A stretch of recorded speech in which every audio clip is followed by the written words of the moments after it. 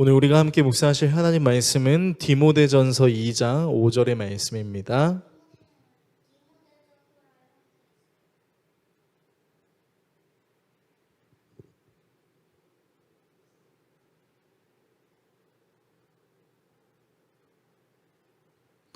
신약성경 337페이지 정도에 있는 디모데전서 2장 5절의 말씀. 오늘 역시 본문의 내용이 길지 않으므로 한 목소리로 같이 읽어봤으면 좋겠습니다.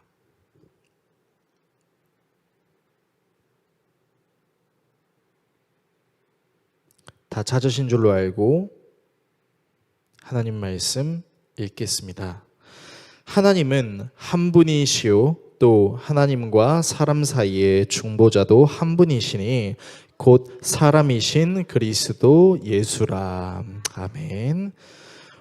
오늘 여러분과 함께 모두를 위한 복음 20번째 시간, 신이라는 존재가 우리를 위해 하신 일이라는 주제로 하나님 말씀 나누도록 하겠습니다. 지난주 여러분과 모두를 위한 복음 19주차 스스로 회개할 수 없는 우리라는 주제로 하나님 말씀을 나눴었는데요. 잠시 지난주 말씀을 우리가 좀 복습해 봤으면 좋겠습니다. 먼저 하나님의 형벌의 성경적인 의미는 하나님과의 관계가 끊어지는 것이었죠. 인간 스스로의 힘으로는 하나님과의 관계가 끊어지는 것을 막을 수 없고, 인간 스스로 하나님을 사랑할 수도 없을 뿐만 아니라 사랑하려고 하지 않을 수도 있다라는 것을. 그래서 하나님의 자비하심은 우리가 사랑받을 만해서 베풀어지는 것이 아니라 우리를 사랑하시기로 작정하심으로 베풀어지는 것임을 우리가 나눴습니다. 이쯤에서 여러분과 생각해 보고 싶은 것이 있는데요. 하나님이 우리에게 베풀어 주시는 자비하심이 우리의 생각과 마음에 진짜 자비하심이다 라고 느껴지기 위해서 필요한 것이 무엇인지를 고민해 보는 것입니다. 자, 예를 들어서 설명해 볼게요. 만약 여러분이 길을 가고 있는 어떤 사람에게 전도를 하려고 했습니다. 그런데 그 사람이 일면식도 없는 사람인데 그 사람에게 하나님이 당신을 사랑하십니다 라고 말한다면 그 사람이 하나님이 나를 사랑하시는 것은 정말 축복이네요 라고 말할 확률이 높을까요? 아니면 도대체 뭔 소리를 하는 거야? 짜증나게 라는 생각을 하게 될 확률이 높을까요? 아마 여러분이 예상하시는 것처럼 모두 후자를 생각할 수 있을 것입니다. 왜냐하면 이 사람은 하나님이 나를 사랑하신다라는 개념 자체를 완전히 이해하지 못하고 있기 때문이죠. 그렇게 우리는 예수님이 우리의 죄를 위해 십자가에 못 박혀 죽으셨다라는 이 사실을 알기 전에 오늘의 내용들을 알아야 할 것입니다. 오늘은 이 부분에 대해서 살펴보는 시간을 갖도록 하겠습니다. 다음의 내용을 살펴보려고 하는데요. 먼저 예수님을 믿기 전에 알아야 할 것에 대해 살펴보겠습니다. 그리고 예수님을 믿기 위해 알아야 할 것에 대해 살펴보겠습니다. 이 두 가지 내용을 살펴본 뒤 기도하도록 하겠습니다. 첫 번째, 예수님을 믿기 전에 알아야 할 것입니다. 설교 서두에도 말씀드렸던 것처럼 하나님에 대해서 1도 모르는 사람에게 하나님이 당신을 사랑하십니다 라고 말하는 것은 전혀 감동이 되지 않을 것입니다. 그리고 어떤 측면에서는 굉장히 불쾌할 수도 있을 거예요. 마치 하나님의 사랑을 받지 않으면 불행한 것처럼 들릴 수도 있기 때문입니다. 아니, 하나님을 믿지 않더라도 나는 충분히 사랑하는 가족들이 있고 사랑하는 연인이 있고 사랑하는 친구들이 있는데 왜 내가 사랑이 필요한 사람인 것처럼 이야기하는 거지? 라는 생각이 들 수 있기 때문이죠. 그래서 예수님을 제대로 믿고 싶거나 예수님을 누군가에게 전하고 싶을 때 나 자신과 상대방에게 예수님을 알아야만 하는 필요성을 확실히 전달할 수 있어야 할 것입니다. 이 또한 또 다른 예로 여러분께 좀 설명드리고 싶습니다. 자, 실제로 제가 군대에 있었던 일인데요. 제가 이제 군복무를 하고 있을 때 정말 친밀한 군대 고참이 저한테 와가지고 선물이야 재성아 하면서 줬던 책이 있었어요. 그래서 그 책의 제목이 무엇인가 하고 책을 보니까 놀랍게도 책 제목이 경청이었습니다. 그러니까 농담 반 진담으로 고참한테 혹시 제가 선임분들의 말을 잘 안 듣습니까? 라고 묻자 이제 알았냐? 그 책 좀 읽고 제발 경청 좀 해라 라고 진담 100%인 것 같은 말을 하더군요. 어떤 측면에서는 저를 생각한다고 준 것이기에 고맙기도 했지만 한편으로는 내가 그렇게 말을 안 듣나? 아닌데 왜 나를 판단하지? 라는 일종의 불쾌감이 들기도 했습니다. 물론 이런 생각이 예민한 생각일 수도 있겠지만 아마 저만 이런 일을 겪었던 것은 아닐 것이에요. 아마 여러분도 이런 일들을 겪어본 적이 있을 것입니다. 상대방이 나 자신에게 어떤 선물을 줬을 때 그 선물이 마치 나의 부족함을 지적하는 것처럼 느껴지는 경우가 있을 수 있는 것이죠. 그것을 긍정적으로 받아들일지 아니면 부정적으로 받아들일지는 받는 자의 몫이겠지만 분명한 것은 상대방이 나에게 그런 선물을 줬다는 것은 그것이 나에게 필요한 것이기 때문이다 라는 것입니다. 그 필요는 어쩌면 과거에는 있었는데 지금은 사라져버린 것일 수도 있을 것이고 애초에 나에게 없었던 것일 수도 있습니다. 하지만 그 선물이 나에게 좋은 선물이 되기 위해서 중요한 것은 그 선물이 진짜 나에게 필요한 것입니다 라고 생각하는 마음가짐일 것입니다. 자, 이쯤에서 예수님을 한번 생각해 봅시다. 자, 예수님이 우리에게 하나님이 주신 좋은 선물이 되시기 위해서 우리에게 필요한 것이 있다면 바로 나에게 예수님이 필요합니다 라는 마음가짐일 것입니다. 예수님이 필요한 이유는 여러 가지가 있을 수 있겠지만 그 모든 것을 요약하자면 내가 하나님 앞에서 완전한 존재가 아니라는 사실, 나는 매우 필연적으로 죄를 저지를 수밖에 없다는 연약한 사실, 나에게는 완전하신 신이 필요하다는 이 사실을 인정하는 것이죠.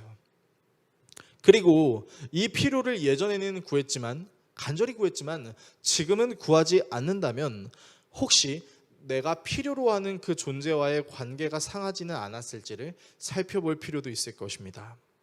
아까 예로 들었던 경청도 제가 필요하다고 생각하면 경청을 도울 수 있는 모든 것들은 저에게 굉장히 좋게 다가올 것입니다.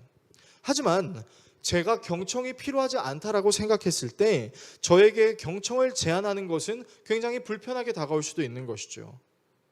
사랑하는 연인이 서로 좋아했을 때는 서로의 연인의 단점마저도 내가 잘하면 되지, 괜찮아, 그것도 이뻐 보여, 장점처럼 보일 수 있겠지만 서로의 사랑이 식고 헤어지게 되었을 경우에는 그 연인의 단점이 너무 크게 부각이 돼서 서로의 존재조차도 매우 싫어질 수 있는 것처럼 말이죠. 하나님도 마찬가지입니다.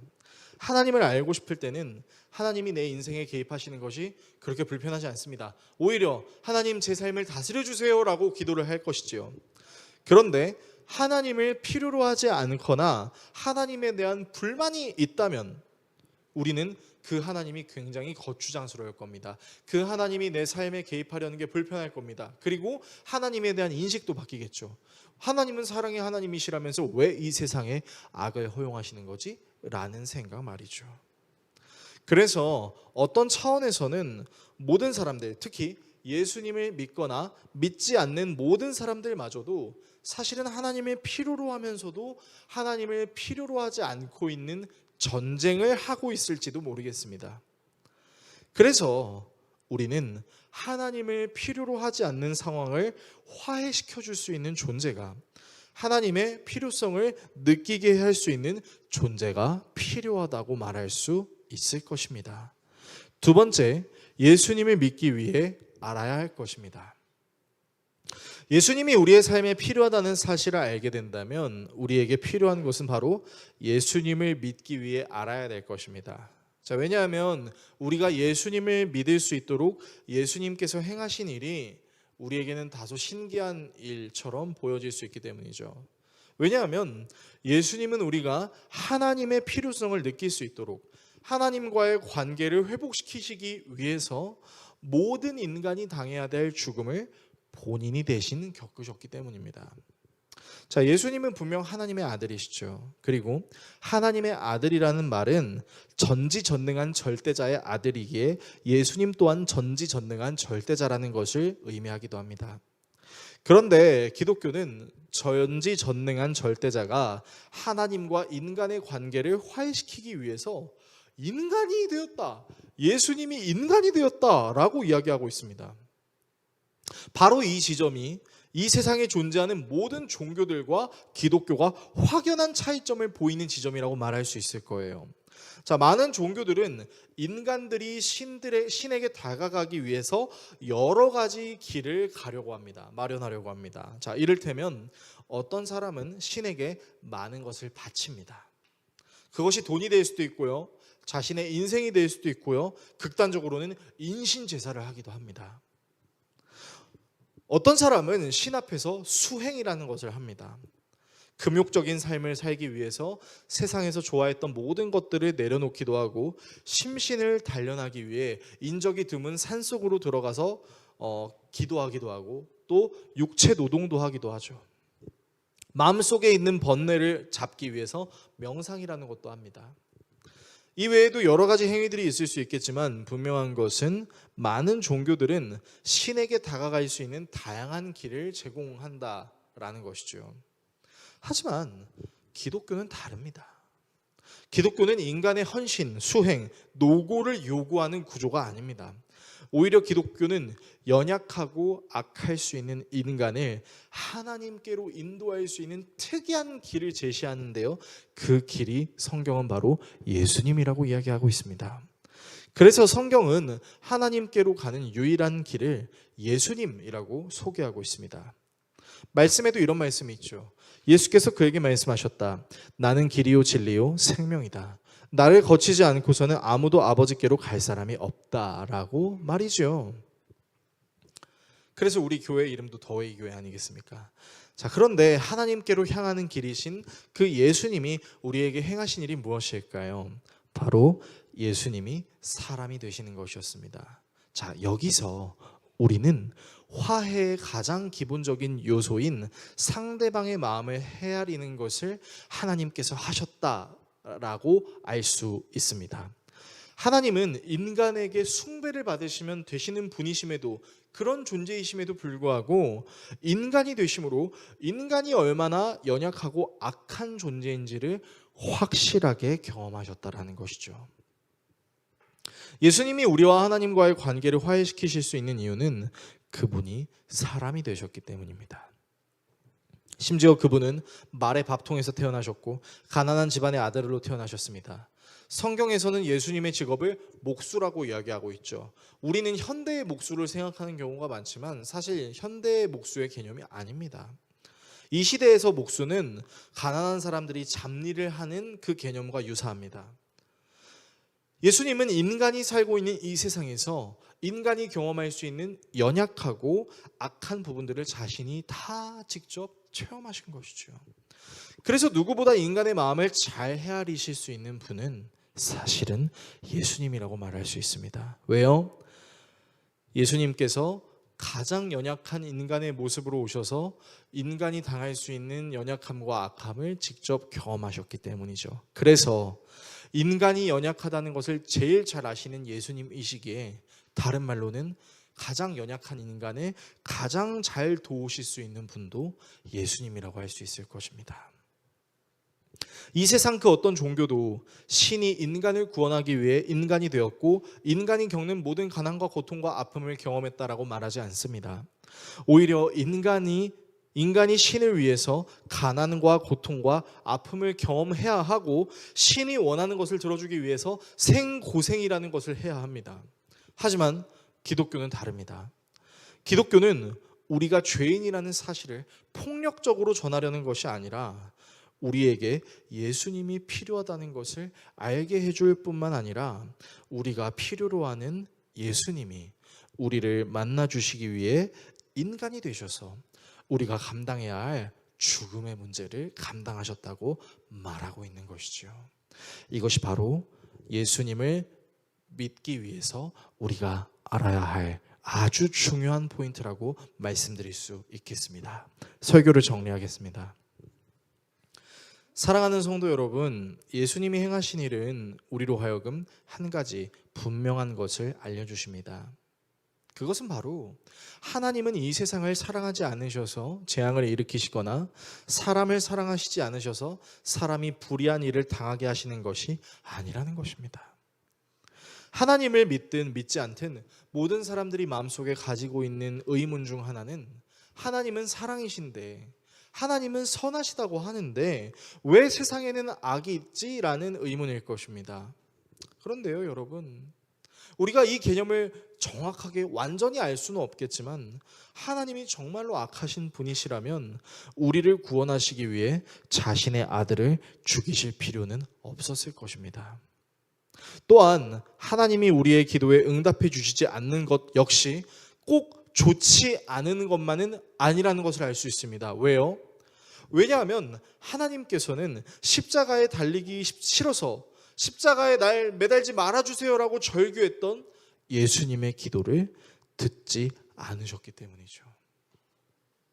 그러나 예수님의 그 살려달라는 기도를 들어주시지 않으므로, 그 예수님이 죽으심으로 영원히 죽을 수밖에 없는 우리가 영원한 생명을 얻게 되었다라는 것을 우리가 알 수 있다면, 이 예수님을 우리가 계속해서 알아간다면 비로소 우리는 하나님이 왜 사랑이신지, 하나님이 왜 선하신 분이신지를 계속해서 알아갈 수 있을 것입니다.